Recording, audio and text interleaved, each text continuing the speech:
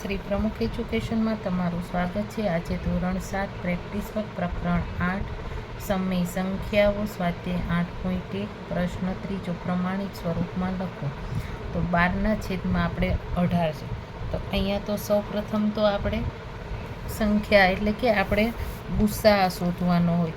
તો આપણે 12નો કરીએ, ખાલી આ દાખલો સમજા। 6 દુ 12, 2 તેરી 6 અને 2 બરોબર, અને 18 તો કે 6 તેરી તો કે 18, 2 ગુણ્યા 3 અને 3 3 બરાબર। તો હવે આ બંનેમાં શું સરખું, તો કે 2 અને 3। તો આનો ગુસ્સા આપને મળશે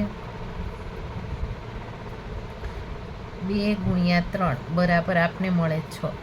તો અહીંયા આપણે સૌ પ્રથમ તો ભાગાકાર કરવાનો બરાબર। એનો ગુસ્સા શું આવ્યો તો કે 6। તો આની ભાગ્યે આપણે 6 કરવાના છે।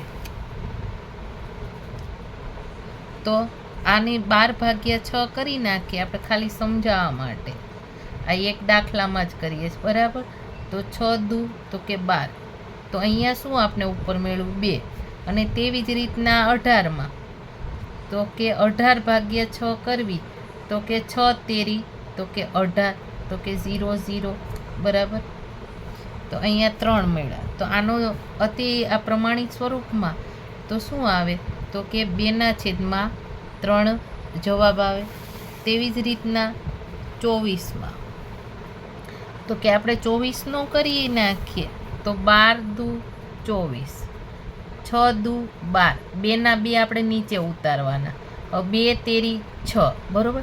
અહીંયા 2 ને 2 તો 2 વાર 2 કરી નાખીએ, અને 32 તો 32નો આપણે 8 ચોક 32 તો 2 ગુણ્યા ને 4 અને 2 ગુણ્યા 2। હજી આપણી પાસે 4ના ભાગ પડે તો કે 2 ગુણ્યા 2 અને આ 2 ગુણ્યા 2। તો હવે સરખી સંખ્યા કઈ કઈ છે તો કે 1 2 3, 1 2 ને 3। તો આનો ગુસ્સા બરાબર 2 ગુણ્યા 2 ગુણ્યા 2, 2 દુ 4, 4 દુ 8। તો આનો ગુસ્સા શું આવ્યો તો કે 8।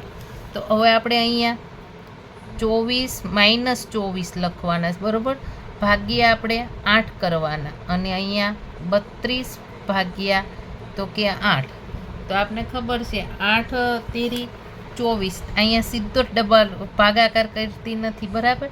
તો 3 આવ્યા, તો કેવા 3 આવે તો કે માઇનસ, અહીંયા માઇનસ છે એટલા માટે આપણે માઇનસ લખવાનું, અને 8 ચોક તો કે 32 એટલે અહીંયા કેટલા આવે તો કે 4।